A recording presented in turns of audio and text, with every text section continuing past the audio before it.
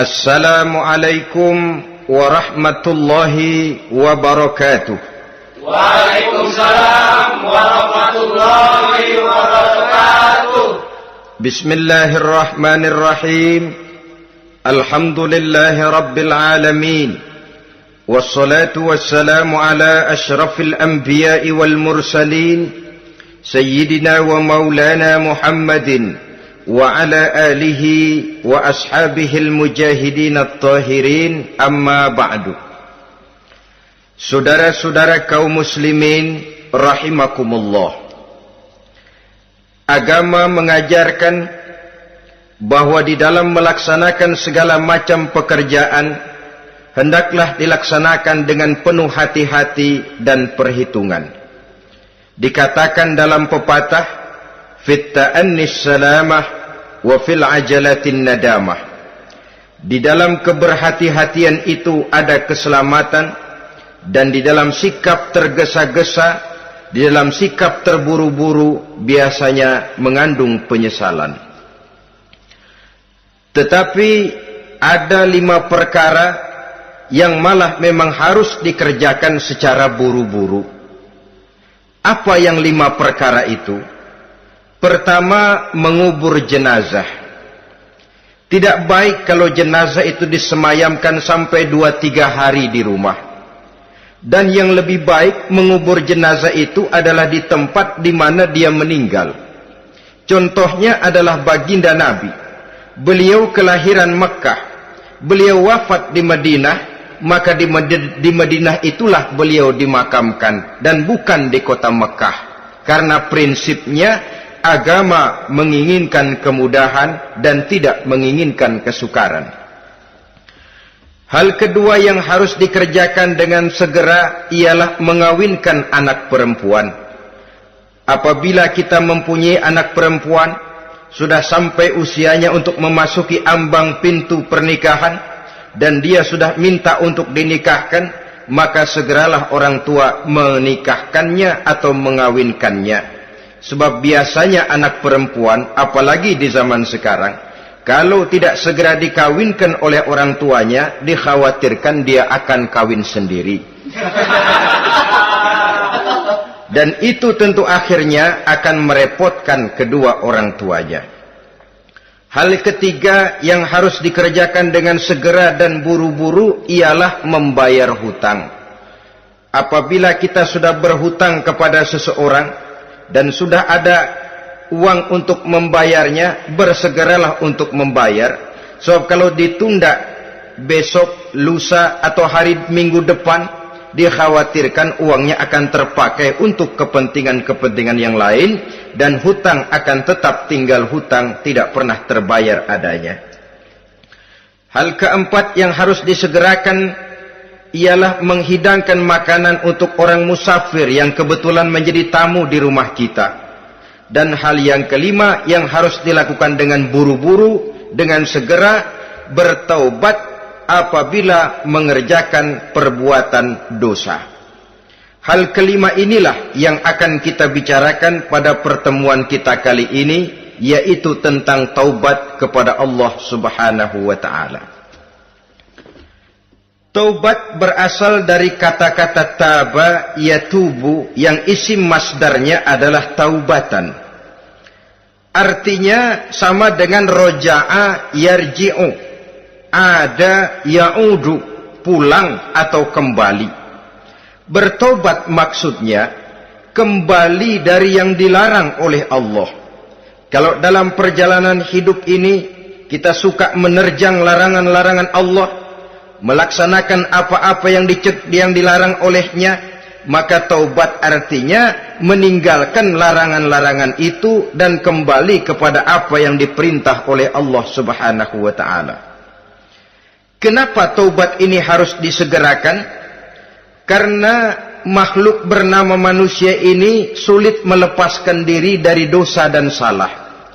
Nabi bersabda, kullu bani Adam khatta'un wa khairul khatta'ina tawwabun.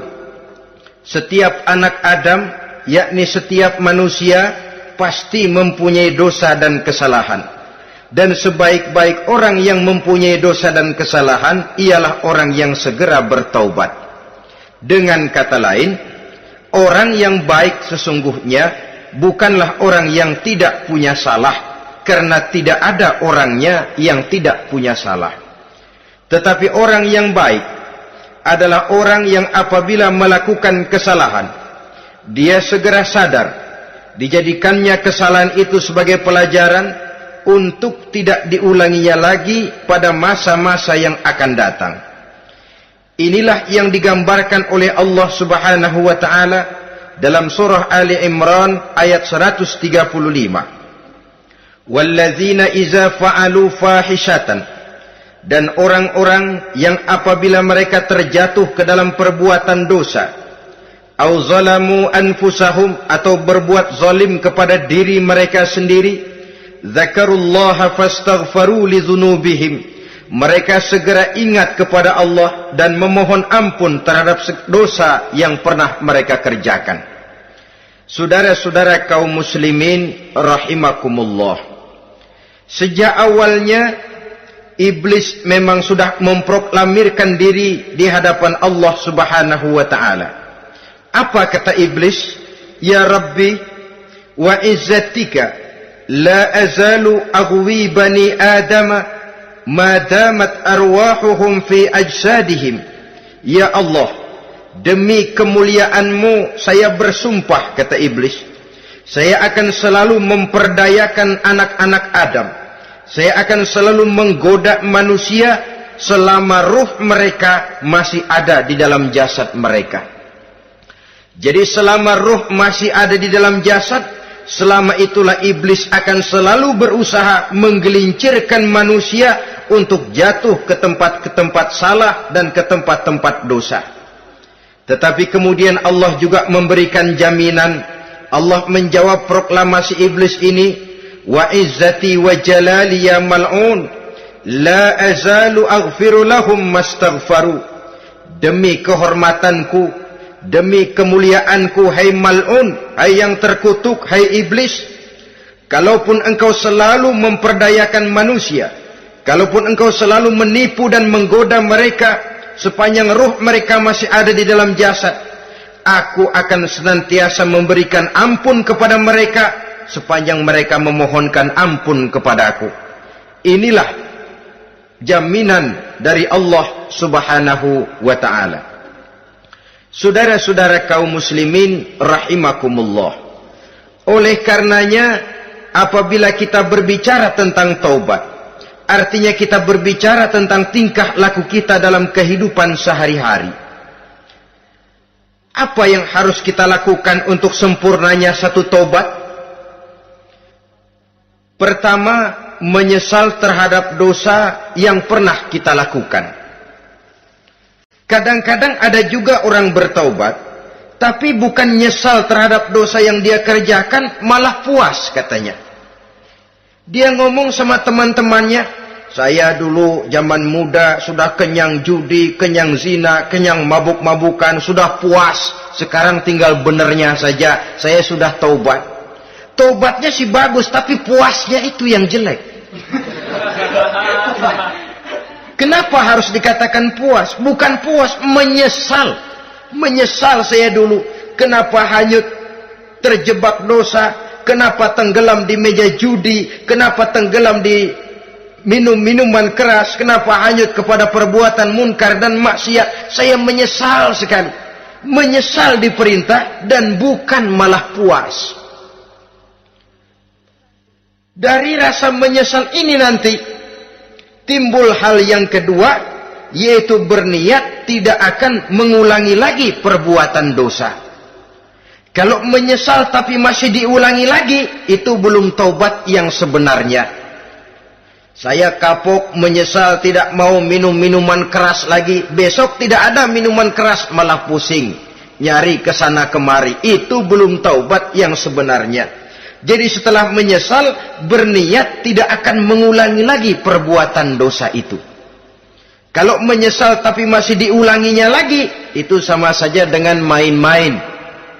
Saudara-saudara kaum muslimin rahimakumullah, Barangkali itu yang orang namakan dengan taubat sambal namanya. Kita kalau makan nasi pakai sambal, pedesnya bukan main, repot, marah, ngomel. Gila, sambal pedes bukan main, tobat sama sambal. Tobat sama sambal katanya. Tapi 2-3 hari kemudian dia makan lagi, nggak ada sambal, nyari. Kemarin sudah tobat, 2 hari kemudian malah nyari. Ini bukan taubat yang sebenarnya. Penyesalannya tidak diiringi dengan berniat untuk tidak mengulangi perbuatan dosa itu selama-lamanya. Saudara hadirin, kita sudah taubat, tidak mau lagi minum minuman keras. Datang teman, minum ya? Enggak mau. Kenapa? Saya sudah taubat. Yang benar, benar. Kalau dibayarin, tahu dah. Jadi rupanya taubatnya itu cuma karena nggak ada yang bayarin. Begitu datang yang bayarin, berangkat lagi. Itu belum lagi merupakan taubat yang sebenarnya. Begitu juga kita taubat dari meja judi. Pada waktu sudah bures, bangkrut, habis-habisan, mungkin menyesal, mungkin bertaubat. Inilah akibatnya judi, rumah tangga berantakan, harta boros, anak terlantar, uang tidak ada. Tobat, saya tidak mau lagi-lagi tenggelam di meja judi. Pada saat kondisinya bangkrut, itu yang diucapkan. Tapi 2-3 hari, 4-3 minggu, 1 bulan kemudian rezekinya banyak, makmur lagi, usahanya maju lagi, lupa lagi dia kepada ucapan sebelumnya, akhirnya sedikit demi sedikit tenggelam kembali di meja judi. Ini pun belum merupakan taubat yang sebenarnya.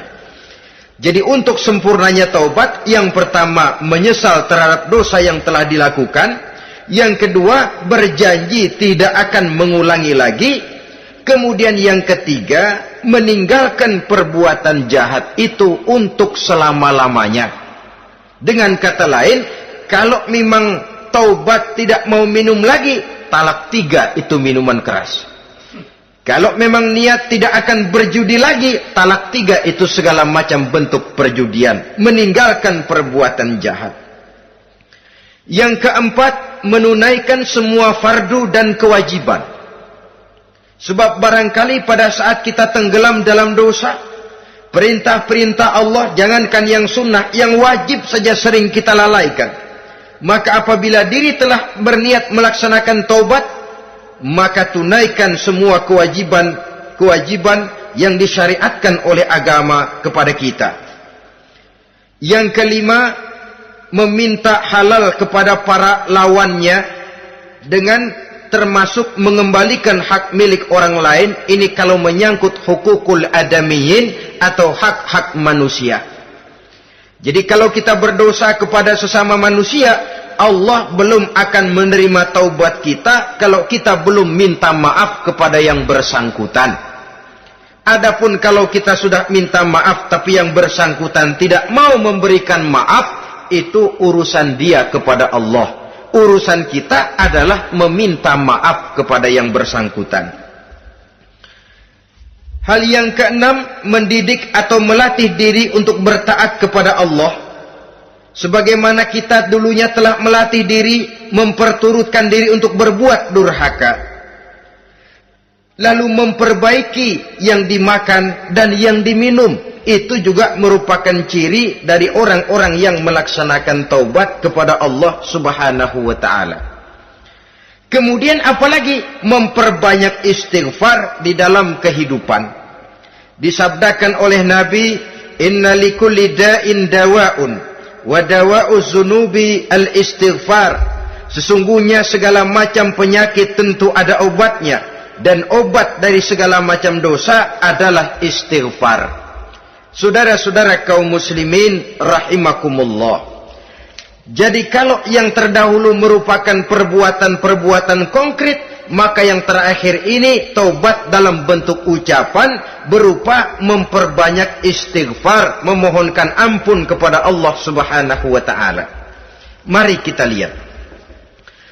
Dalam teladan hidup kita, manusia yang hatinya paling bersih, tidak lain adalah Rasulullah sallallahu alaihi wasallam. Beliau sudah mendapat jaminan ampun dari seluruh dosa. Liyaghfir lakallahu ma taqaddama min zambika wa ma ta'akhkhar, kata Allah. Muhammad, dosamu yang dahulu, dosamu yang sekarang, dosamu yang akan datang jikalau memang ada, seluruhnya sudah mendapat jaminan ampun dari Allah. Tetapi coba lihat dari sejarah perjalanan hidup yang mulia ini. Sungguh pun beliau sudah nyata-nyata mendapat jaminan ampun dari Allah. Beliau mengatakan, ayyuhan nas, tubu ilallah, fa inni atubu fil yaumi mi'ata marrah. Wahai manusia, bertaubatlah kepada Allah. Maka sesungguhnya saya, kata beliau, dalam satu hari bertaubat 100 kali kepada Allah.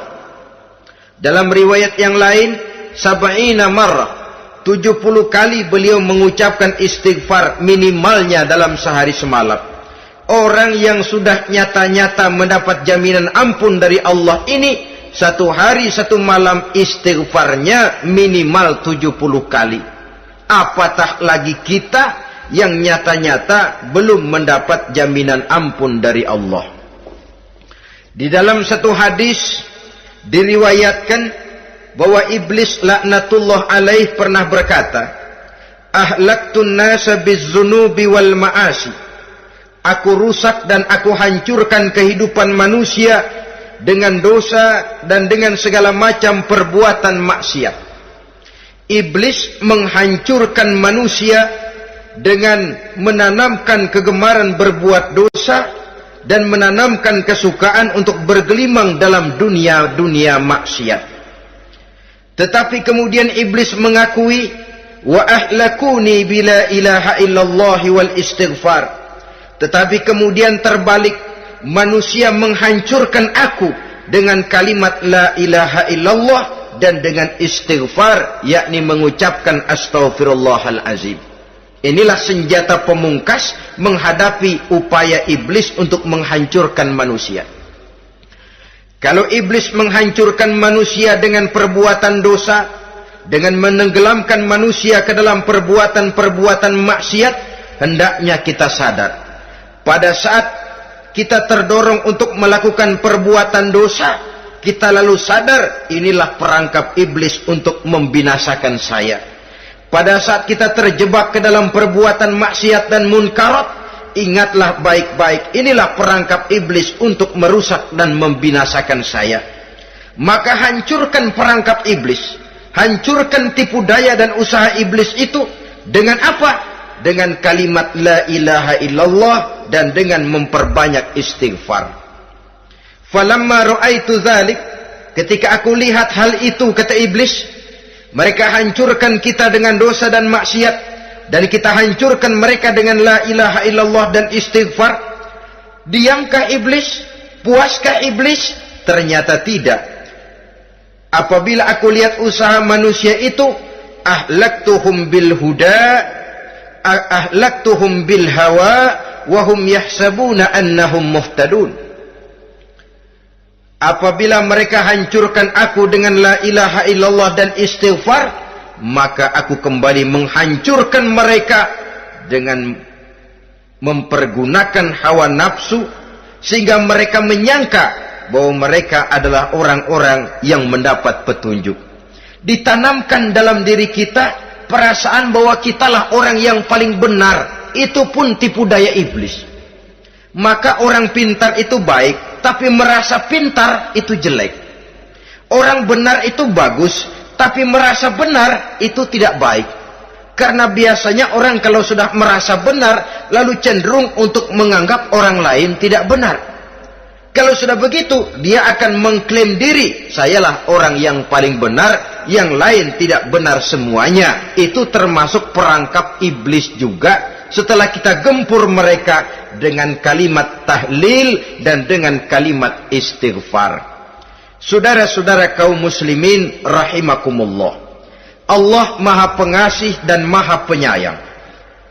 Ia akan mengampunkan perbuatan yang bersifat salah dari manusia, Hanya manusia saja yang kadang-kadang bodoh, tidak mau mengampuni dan memaafkan dirinya sendiri, dengan membiarkan dirinya terseret berlarut-larut dalam dosa tanpa keinginan untuk bertaubat.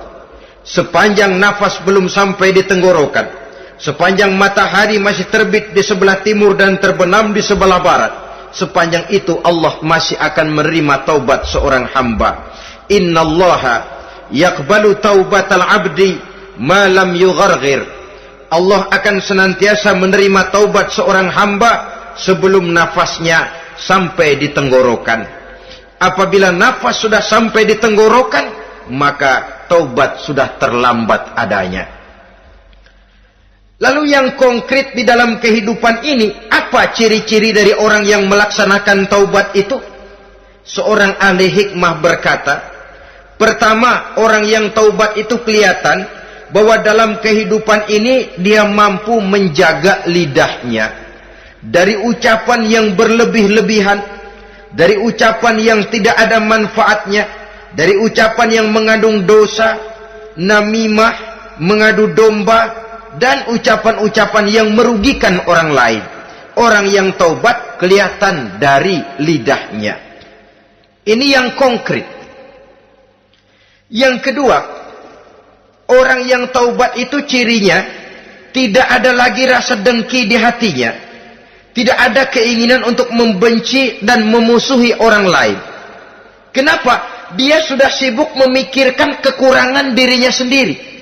Sehingga tidak ada waktu lagi untuk mengorek-ngorek, mencari-cari aib dan kekurangan pada diri orang lain.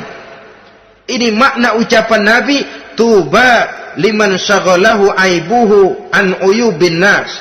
Beruntunglah orang yang kekurangan pada dirinya menyebabkan dia cukup sibuk sehingga tidak sempat mencari-cari dan mengorek-ngorek aib dan kekurangan orang lain.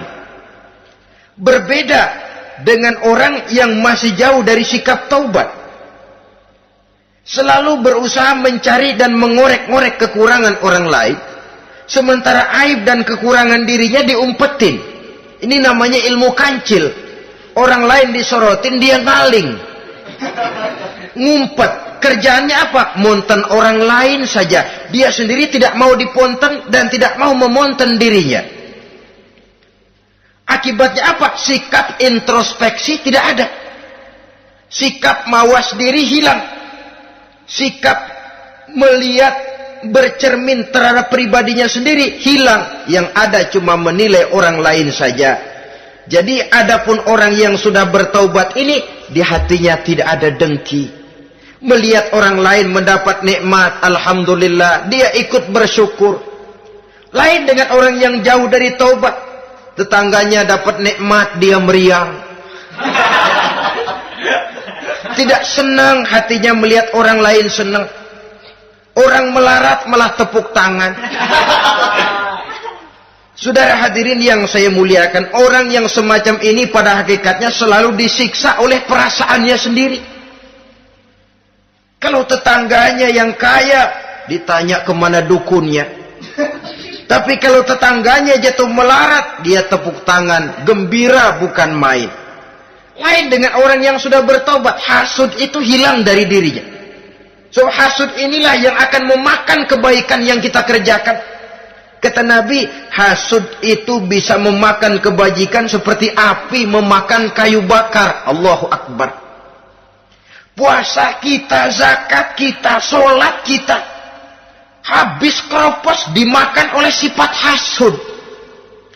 Tidak terasa, tapi begitu kita punya sifat dengki kepada orang lain, maka sholat kita dimakan oleh dengki tadi, puasa kita dimakan oleh dengki tadi, segala macam kebaikan yang kita kerjakan dimakan oleh si dengki tadi, seperti api memakan kayu bakar, cepat sekali. Itulah sebabnya bagaimanapun banyak kebaikan yang sudah kita kerjakan, jangan bangga dan jangan lalai. Sebaliknya, bagaimanapun besar dosa dan kesalahan yang pernah kita lakukan, jangan putus asa dari rahmatnya Allah Subhanahu wa ta'ala. Jadi yang kedua, ciri orang yang bertaubat, di hatinya tidak ada dengki dan tidak ada rasa ingin memusuhi orang lain. Dia berhadapan dengan setiap orang dengan modal husnuzon, baik sangka kepada Allah. Tidak a priori. Kadang-kadang ada orang ketemu saja baru tapi sudah punya rasa jelek. Diperturutkannya su'uzonnya. Yang ketiga, ciri orang bertaubat itu menjauhkan diri dari pergaul dengan orang-orang jahat. Sebab kita tahu bahwa pergaulan sangat besar pengaruhnya dalam ikut membentuk kepribadian manusia. Asyariku wa fi syarri syarrun. Bersekutu dengan kejahatan biasanya ikut jadi jahat. Walaupun secara langsung tidak melakukan kejahatan, tapi sudah termasuk dalam jamaah yang jahat juga namanya. Saudara-saudara kaum muslimin, bukan berarti orang yang taubat lalu tidak mau bergaul itu juga mencerminkan keangkuhan diri. Bergaul dia bergaul, tetapi kepada orang-orang yang jahat ia sekedar menghindarkan diri pergaulannya itu dari kejahatan yang bisa ditimbulkan oleh orang-orang jahat tadi. Ciri yang keempat dari orang yang bertaubat, dia mempersiapkan diri untuk menghadapi mati. Mempersiapkan diri. Sebagaimana kita tahu, kalau kita akan pergi ke luar kota, tentu kita membawa bekal. Makin jauh perjalanan, makin banyak bekal yang harus kita bawa. Hidup ini adalah perjalanan panjang yang kita juga memerlukan bekal dalam kehidupan. Orang yang bertobat, orang yang mempersiapkan diri untuk menghadapi maut dan menghadapi hari-hari sesudah maut itu datang. Menghadapi kehidupan di alam barzakh, menghadapi kehidupan di alam akhirat dan selanjutnya. Dia mempunyai persiapan sehingga kapan maut datang dia sudah punya persiapan lebih dahulu. Saudara, kalau kita siap dipukul orang, pada saat pukulan itu datang rasanya sakitnya agak lebih kurang daripada kita tidak pernah siap untuk dipukul. Walaupun bobot pukulannya sama, tapi kita akan lebih punya daya tahan kalau kita sudah siap. Oleh karena itu, orang yang bertobat, orang yang mempunyai persiapan untuk menghadapi mati. Tidak hanya untuk menghadapi mati, tapi juga menghadapi hidup di seberang kematian nanti. Maka karenanya dia sibuk dengan dunianya, tapi juga dia lebih sibuk dengan akhiratnya.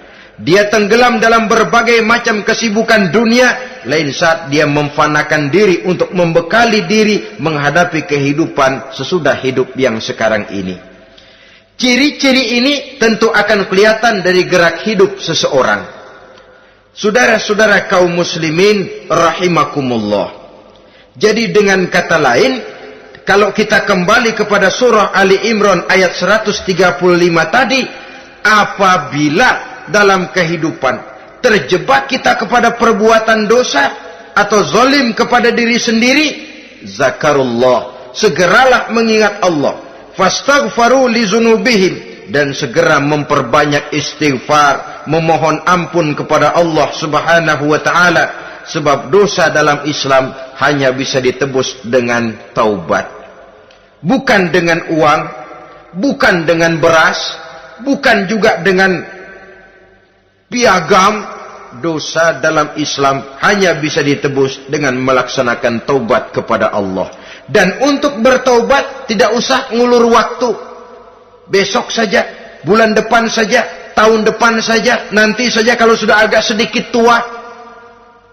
Ibarat diri kita ini kaca, kata Imam Ghazali, maka dosa adalah debu. Apabila kaca kena debu, sedikit nempel debu lalu dilap, sedikit nempel debu terus dilap lagi, insya Allah kaca akan tetap bersih. Tapi kalau kita menunggu debu sampai banyak, apalagi sampai berurat, berkarat, nanti akan sulit membersihkannya. Demikian hati manusia itu. Kalau sudah dihinggapi oleh dosa, ditumpuknya lagi, berkarat dosa dalam hati, biasanya berat untuk melaksanakan taubat. untuk lebih meningkatkan pengertian kita tentang ciri dari orang-orang yang bertaubat, mari kita ikuti sebuah dialog yang pernah terjadi antara Rasul dengan para sahabat. Satu hari ketika sedang berkumpul dengan para sahabat, baginda Rasul bertanya, "Atadruna manit taib?" Saudara-saudara, tahu enggak saudara-saudara, siapa sebenarnya orang-orang yang bertaubat itu? Macam-macamlah jawaban para sahabat, tapi yang jelas akhirnya mereka berkata, Allahu wa rasuluhu a'lam. Allah dan Rasulnya yang lebih tahu siapa sebenarnya orang yang bertaubat itu. Atas jawaban ini, baginda Rasul lalu menegaskan, pertama, man taba wa lam yata'allamil ilma falaysa bitaibin. Siapa orang yang mengaku bertaubat kepada Allah, lalu dia tidak mau mencari ilmu, tidak mau belajar, falaysa bitaibin, maka dia belum termasuk orang yang bertaubat. Jadi di sini jelas bahwa bukan hanya dari dosa kita bertaubat, juga bertaubat dari kebodohan. Dalam arti tidak membiarkan diri kita bodoh terus menerus. Dengan bahasa anak sekarang, bodoh tapi betah.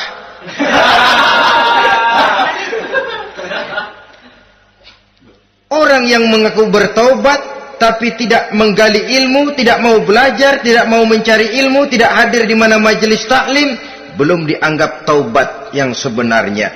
Jadi grafik orang yang taubat itu kelihatan dari kesungguhannya mencari ilmu, menghadiri majelis taklim, menghadiri kuliah-kuliah, ceramah-ceramah dan diskusi-diskusi keagamaan. Rakus dia dengan ilmu pengetahuan agama, sehingga dengan ilmunya taubatnya semakin mantap. Ini ciri yang pertama. Lalu beliau bersabda lagi, wa man taba walam yazdad fil ibadati falaysa bitaibin. Barang siapa yang mengaku bertaubat tapi ibadahnya tidak tambah-tambah, maka dia belum termasuk orang yang taubat. Orang yang bertaubat ada grafik peningkatan ibadahnya. Jadi kalau mulutnya taubat, minta ampun, tapi ibadahnya gitu-gitu aja, belum merupakan taubat yang sebenarnya. Jadi pada saat dia melaksanakan taubat, memproklamirkan diri untuk kembali ke jalan Allah, nilai ibadahnya meningkat. Kalau sholatnya tadinya cuma sekedar yang wajib-wajib saja, setelah dia taubat bertambah melaksanakan yang sunnah, rawatibnya, qobliyah, ba'diyahnya, atau kemudian nawafilnya berupa tahajud, hajat, duha, istikharah, dan solat-solat sunnah lainnya. Jadi kelihatan dari peningkatan ibadahnya. Ini ciri yang kedua. Yang ketiga kata Nabi lagi, wa man taba wa lam yardal khusama falaysa bitaibin. Barang siapa yang mengaku bertaubat kepada Allah tapi dia tidak bisa meridhoi musuh-musuhnya, maka belum lagi dia dianggap orang yang bertaubat. Meridhoi, memaafkan musuh. Saudara, memberi maaf itu lebih sulit daripada minta maaf. Tapi memberi maaf lebih mulia daripada minta maaf. Minta maaf gampang, memberi maaf yang sulit. Karena itu orang yang memberi maaf menunjukkan jiwa yang lebih luhur daripada orang yang minta maaf. Sebab apa? Posisi orang yang memberi maaf kan posisi orang yang menang. Biasanya dalam posisi menang orang gampang congkak dan sombong. Orang datang minta maaf kepada kita, lalu timbul keseganan. Iya, minta maaf sih gampang. Memberi maaf itu yang sulit, tapi itu yang sangat dianjurkan, dan itu merupakan ciri dari orang-orang yang bertaubat. Lalu apalagi? Wa man taba wa lam yughayyir libasahu wa zinatahu falaysa bitaibin. Barang siapa yang mengaku bertaubat tetapi pakaian dan perhiasannya tidak berubah, maka dia belum lagi dianggap bertaubat. Orang bilang pakaian memang kulit, yang penting isi. Tetapi bagaimanapun kulit mencerminkan isi. Dari pakaian kita bisa mengkaji kepribadian seseorang. Saya berpendapat bahwa pakaian penting, kulit juga penting. Kulit penting, isi penting. Kulit tanpa isi tidak ada artinya. Isi tanpa kulit juga meragukan orang. Wah, yang penting kan isinya, kulitnya gimana saja. Saya mau tanya, saudara dapat duren di jalanan, isi aja nggak ada kulitnya. Kira-kira dimakan nggak duren itu? Paling kurang akan menimbulkan keraguan. Jangan-jangan sudah dicampur racun ini. Jadi dengan demikian orang yang bertaubat ini kelihatan dari cara berpakaian, cara berhias diri, tidak over. Dia kembali kepada fungsi berpakaian. Dalam Islam kan sesungguhnya fungsi pakaian itu yang paling utama. Pertama, nutup aurat. Itu ukurannya. Yang kedua, pantas. Yang ketiga, baru soal mode. Di zaman kita sekarang terbalik. Mode nomor 1, pantas belakangan, nutup aurat apa tidak nomor 16.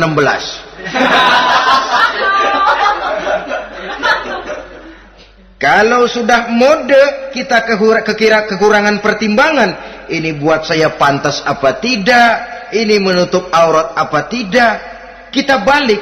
Padahal fungsi berpakaian dalam Islam tujuan utamanya pertama nutup aurat. Biar modenya mutaakhir, ciptaan Pierre Cardin sekalipun, kalau memang tidak nutup aurat, ya hukumnya masih belum berpakaian. Atau juga ukuran yang kedua, pantas. Yang orang lain pantas kita pakai, belum tentu kita pantas. Kita kadang-kadang kehilangan pertimbangan. Lihat iklan bintang film memakai pakaian yang begini bagus, lalu kita pakai saja. Ya tentu namanya bintang film. Kadang-kadang pakaian untuk show dipakai buat kondangan. Akhirnya habis sekampung orang nonton dia. Ya nggak pantas toh, nggak wajar. Saudara hadirin yang saya muliakan, orang yang bertobat kelihatan dari pakaian dan perhiasannya. Kalau sudah memakai perhiasan, ya sekedarnya saja. Tidak lalu dengan niat supaya orang tonton, supaya orang lihat, supaya orang tahu dia kaya, supaya timbul decak kagum, asal dia lihat orang lalu wah. Kalau sudah diwahi lalu senang. Saudara hadirin yang saya muliakan. Kemudian kata Nabi lagi, wa man taba wa lam yubaddil ashabahu falaysa bitaibin.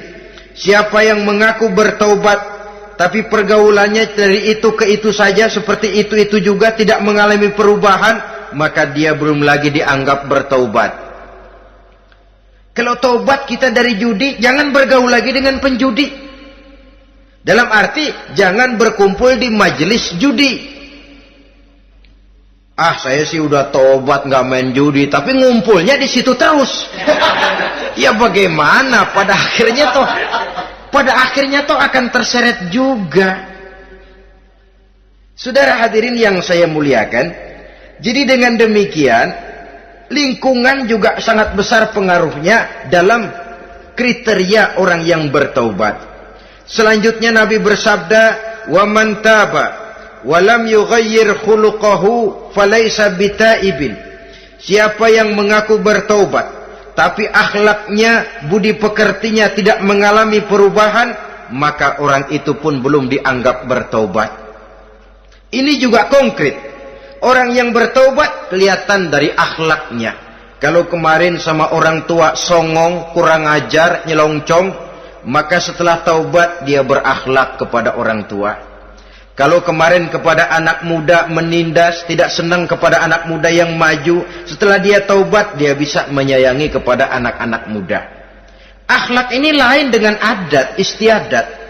Adat biasanya hanya memandang yang lahir, sedangkan akhlak zahir batin dipandang. Contoh, seorang anak muda kalau lewat di depan orang tua membungkukkan badan, menurut adat dia sudah sopan. Tapi menurut akhlak belum tentu berakhlak. Tergantung kepada niatnya apa membungkukin badan. Permisi apa ngina. Kan mungkin saja orang membungkukan badan lewat di depan aki-aki karena menghina sebab aki-aki itu badannya udah bungkuk. Jadi gerakan zohir yang baik yang diiringi dengan niat yang baik itulah cerminan daripada akhlak. Kalau adat terlepas dari soal niat. Asal zohirnya sudah oke, menurut adat, oke dia beradat. Niatnya apa? Adat tidak pernah menilai. Maka orang yang bertaubat pun kelihatan dari akhlaknya. Dan akhlak itu adalah keseluruhan tingkah hidup manusia. Cara berjalan ada akhlak. Cara makan ada akhlak. Cara duduk ada akhlak. Cara tidur ada akhlak. Sehingga pantas ketika Siti Aisyah ditanya, Aisyah, Rasulullah itu akhlaknya apa sih? Beliau menjawab, karena Rasulullah khuluquhul Quran. Rasulullah itu akhlaknya Quran. Sehingga di kalangan ilmuwan lalu ada ungkapan bahwa Nabi Muhammad adalah Quran berjalan. Maksudnya seluruh konsepsi Quran sudah diterjemahkan dalam kehidupan Nabi. Maka tidak heran kalau Islam mengatur kehidupan manusia sejak yang sekecil-kecilnya sampai yang sebesar-besarnya. Cara berpakaian ada akhlaknya, kan begitu toh dalam Islam. Saudara diri di depan kaca, ngaca, ada akhlaknya, ada bacaannya. Allahumma kama hassanta khalqi fahassin khuluqi. Sampai saudara masuk ke dalam WC sekalipun ada akhlaknya. Karena akhlak adalah keseluruhan gerak hidup manusia. Orang yang bertobat kelihatan dari perubahan akhlaknya. Kemudian beliau bersabda, "Wa man taba wa lam yatwi firashahu wa bisatahu falaysa bitaibin." Siapa orang yang mengaku bertobat tetapi dia tidak menggulung tempat tidur dan spraynya, maka dia belum dianggap bertobat. Ini bahasa kinayah. Menggulung spray, melipat tempat tidur artinya lebih banyak ibadahnya daripada tidurnya. Kalau ngaku taubat tapi sehari 24 jam, 22 jam tidur, cuma 2 jam ibadah, ya belum mencapai kriteria itu. Dengan kata lain, orang apabila sudah memproklamirkan diri untuk taubat, menyingsingkan lengan baju, melipat spray, menggulung tempat tidur. Bukan berarti dia tidak tidur-tidur, tetapi bersiap diri untuk melaksanakan ibadah yang pada saat dia terjebak dalam dosa, sudah banyak ibadah yang ditinggalkannya. Saudara-saudara kaum muslimin rahimakumullah. Kemudian beliau bersabda pula, "Wa man taba wa lam yatasaddaq falaysa bitaibin." Barang siapa yang mengaku bertobat kemudian dia tidak menyedekahkan karunia yang diberikan Allah kepadanya, maka taubatnya belum lagi dianggap taubat yang sebenarnya. Faman istabana minal abdi hazihil khisal fahuwa taibun haqqa. Apabila nyata tanda-tanda ini pada diri seorang hamba, maka barulah taubatnya dinamakan taubat yang sebenarnya. Jadi untuk taubat itu ada 2 jalan yang bisa kita tempuh. Pertama, taubat dengan lisan. Taubat dengan ucapan. Dalam artian apa? Memperbanyak istighfar. Istighfar yang mana? Yang mana yang mungkin saja. Kalau waktunya sempit, ya istighfar yang pendek-pendek. Astaghfirullah, astaghfirullah, astaghfirullah. Mau yang lebih panjang, astaghfirullahalazim allazi la ilaha illa huwal hayyul qayyum wa atubu ilaih min jami'il ma'asi waz zunub la haula wala quwwata illa billahil aliyyil azim. Ada waktu yang lebih panjang lagi membaca sayyidul istighfar. Tiap kali berbuat jahat, tiap kali diiringi dengan istighfar. Nah, ini yang bisa runtuh dengan istighfar ini dosa apa?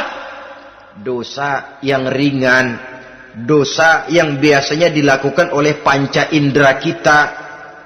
Mata ini dosa mata, insya Allah bisa runtuh dengan istighfar. Ngelihat yang haram, cepat nunduk, astagfirullah. Habis nunduk, jangan ngeliatin lagi.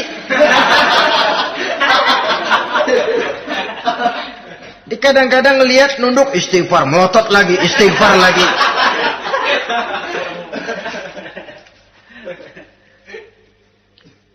Saudara hadirin yang saya muliakan, kata Imam Ali, nazratul ula laka wasaniyatu alaika. Ini dalam menjaga mata. Pandangan pertama rezekimu kelihatan, namanya kelihatan kan rezeki. Pandangan pertama rezekimu, ulangannya dosamu. Ulangannya ini yang bisa membawa dosa. Dosa karena lidah, mengucapkan kata-kata yang menyakitkan orang. Dengan istighfar, insya Allah runtuh. Adapun dosa-dosa besar lainnya, tentu harus dengan perbuatan. Tidak cukup dengan sekedar istighfar saja. Perbuatannya apa? Itulah seperti yang sudah saya sampaikan pada ciri-ciri orang yang bertaubat tadi. Oleh karenanya, beruntunglah kita masih diberikan umur oleh Allah. Sehingga segala dosa dan kesalahan yang kita lakukan, kita masih punya kesempatan untuk mengadakan pemutihan, bertaubat kepada Allah. Nah, apa kemudahan yang diberikan Allah kepada orang yang melazimkan istighfar di dalam hidupnya? Pertama, kata Nabi, man lazimal istighfar, siapa orang yang melazimkan, membiasakan diri istighfar, diberikan keistimewaan oleh Allah. Pertama, ja'alallahu lahu min kulli dhiqin makhraja. Allah akan memberikan jalan keluar untuknya dari segala macam kesulitan. Hidup ini kan problem. Makin tinggi status sosial, makin banyak urusan. Urusan akan selesai apabila hidup di dunia selesai. Kita menyangka orang lain lebih enak dari kita, padahal tiap orang punya urusan. Yang namanya enak barangkali persis seperti pelangi biang lala itu. Tidak pernah di atas kepala kita, di atas kepala orang lain saja. Begitu kita memandang keenakan dalam hidup ini. Petani bilang pedagang enak, pedagang bilang petani enak. Tapi begitulah keenakan itu. Orang yang melazimkan istighfar, dia akan diberikan jalan keluar dari segala macam kesulitan. Menurut perhitungan otak, deadlock, buntu, tidak sanggup lagi, entah bisa terwujud dan terlaksana. Allah memberikan jalan keluar dari segala kesulitan. Saudara, kalau Allah sudah memberikan jalan keluar dari kesulitan, siapa lagi yang bisa bikin sulit kita? Kalau Allah yang memberikan jalan keluar, everything is running well, katanya. Semua urusan bisa jalan dengan lancar. Tapi tanpa istighfar, jauh kita dari Allah. Jalan yang sudah lapang pun bisa jadi sempit. Urusan yang sudah nyata akan selesai pun bisa jadi injelimet. Dan jalan yang tadinya tidak berliku-liku pun bisa berliku-liku. Ini faktor yang di luar perhitungan matematis. Kita tidak mampu, Allah maha mampu. Menurut akal kita tidak mungkin. Kalau Allah mau, tidak ada yang tidak mungkin. Saudara-saudara, ini fasilitas pertama. Orang yang gemar istighfar diberikan jalan keluar dari segala macam kesulitan. Yang kedua, wa min kulli hammin faraja, diberikan kegembiraan dari setiap kesusahan yang dihadapinya. Ada saja faktor-faktor yang mendatangkan kegembiraan, yang mendatangkan refreshing di dalam kehidupannya, sehingga dia tidak lalu merasa jalannya buntu, tidak merasa kesulitannya tidak pernah terselesaikan. Dan yang ketiga, fasilitas yang diberikan Allah kepada orang yang gemar istighfar, wa razaqahu min haitsu la yahtasib. Allah akan memberikan kepada mereka rizki dari jalan yang tidak pernah mereka sangka-sangka. dari jalan yang tidak pernah mereka perkirakan sebelumnya. Saudara-saudara kaum muslimin rahimakumullah. Inilah fasilitas ketiga yang diberikan Allah kepada orang yang gemar istighfar. Rizkinya datang dari jalan yang tidak disangka-sangka. Sebab rizki ini juga termasuk hal gaib. Dan jangan lupa, ar-rizku bima'na al-ata hissiyan kana au ma'nawiyan. Rizki adalah pemberian baik yang konkret maupun yang abstrak. Kita sering membatasi pengertian rizki, maka rizki kita jadi sering terbatas. Menurut kita kan yang namanya rezeki cuman duit saja. Kalau bukan duit, bukan rezeki. Padahal semua karunia Allah itu rezeki. Umur, rezeki. Istri, rezeki. Anak, rezeki.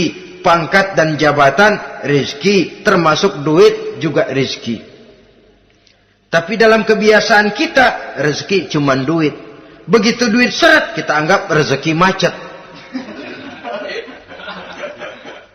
Maka akhirnya kita tidak bersyukur kepada Allah. Padahal mungkin di sektor duit macet, tapi rezeki dari segi lain, ilmu barangkali tambah, wibawa naik, pangkat naik, anak tambah, itu juga merupakan rezeki.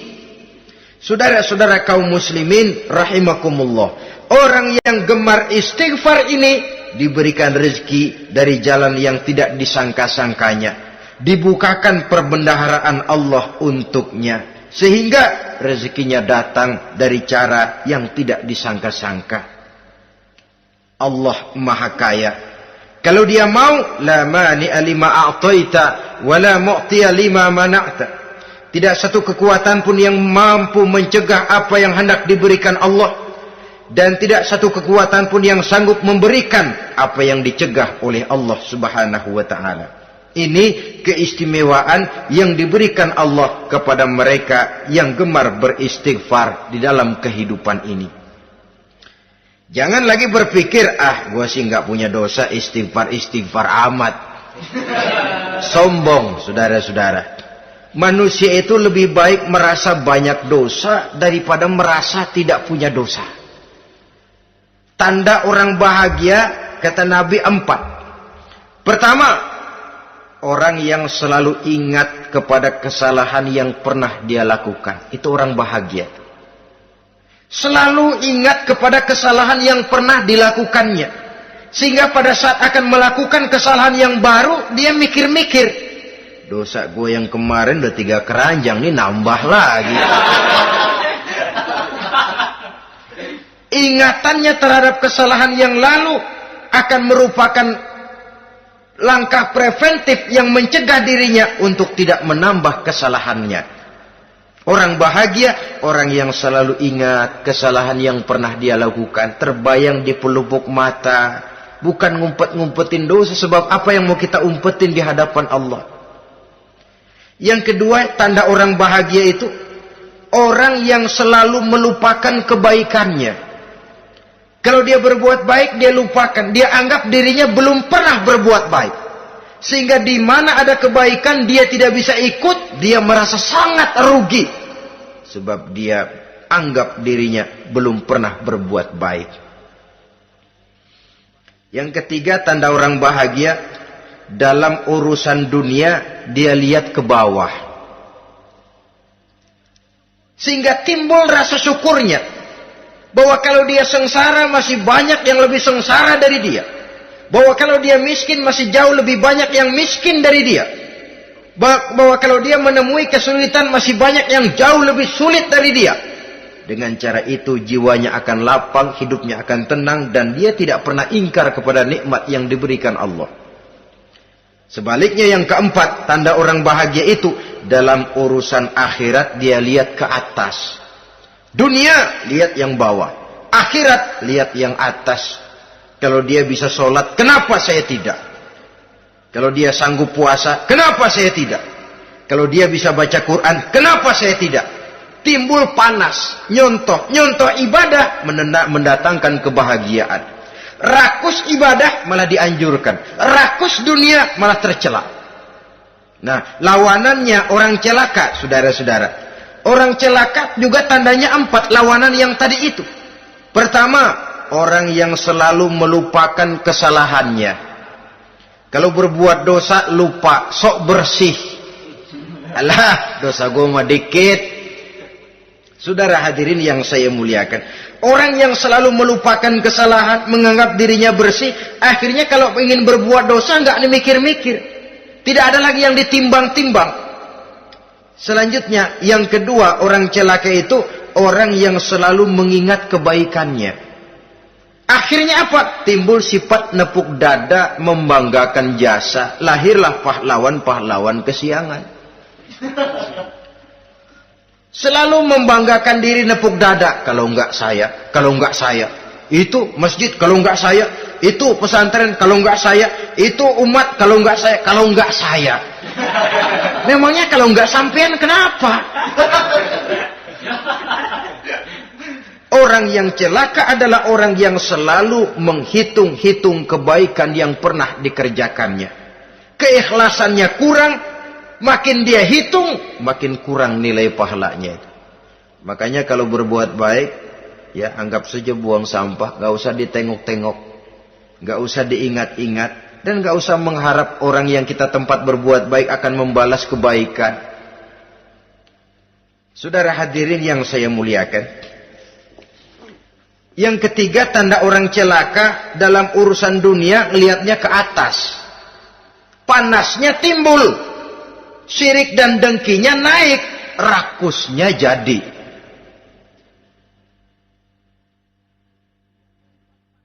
Timbul sifat panasnya itu, tidak mau ngerti. Kalau tetangga saya bisa beli kulkas, kenapa saya tidak? Kalau tetangga saya bisa beli motor, kenapa saya tidak? Kalau tetangga saya bisa beli mobil, kenapa saya tidak? Gaji nggak cukup, tuyul piara.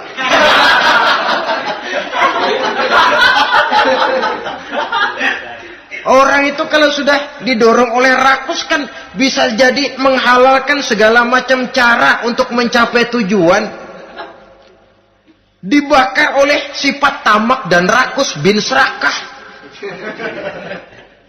Nah, kalau sudah didorong oleh rasa rakus, yang segera tersingkir pertama rasa malu. Orang kalau sudah rakus nggak ada malunya, rasa malunya hilang. Padahal syarat jadi orang itu kan kalau punya rasa malu. Nggak punya rasa malu, kurang syarat jadi orang. Akan bagaimana jadinya masyarakat, bahkan bangsa dan negara, kalau rakyatnya sudah tidak punya rasa malu. Yang kedua rasa takut hilang, terutama takut kepada Allah. Sirna sama sekali. Sudah tujuan menghalalkan cara. Yang keempat tanda orang celaka dalam urusan akhirat, lihatnya malah ke bawah. Kenapa kamu enggak sholat? Itu bapak anu yang tuaan, enggak, saya enggak lagi. Kenapa ngelihatnya mesti kepada yang begitu? Sehingga lalu tidak ada gairah untuk mencontoh. Saudara-saudara kaum muslimin rahimakumullah, walaupun serba singkat oleh karena terbatasnya ruang pembicaraan ini, mudah-mudahan bisa memberikan gambaran sepintas tentang ciri-ciri orang yang bertaubat. Dengan harapan, marilah kita menjadi orang yang bertaubat sebenarnya, dengan ciri menyesal terhadap dosa yang pernah kita lakukan, meninggalkan perbuatan jahat, dan berjanji tidak akan mengulangi lagi perbuatan jahat itu. Kalau dia menyangkut hak-hak manusia, maka hak itu harus kita kembalikan, dan kepada yang bersangkutan kita harus meminta maaf. Apabila ditambah dengan kegiatan lisan, memperbanyak istighfar dalam kesempatan yang mungkin di sepanjang perjalanan hidup ini. Ini sajalah yang kita bicarakan pada pertemuan kali ini. Terima kasih atas segala perhatian. Mohon maaf atas segala kekurangan. Usikum wa nafsi bitaqwallah. Wassalamualaikum warahmatullahi wabarakatuh. Waalaikumsalam.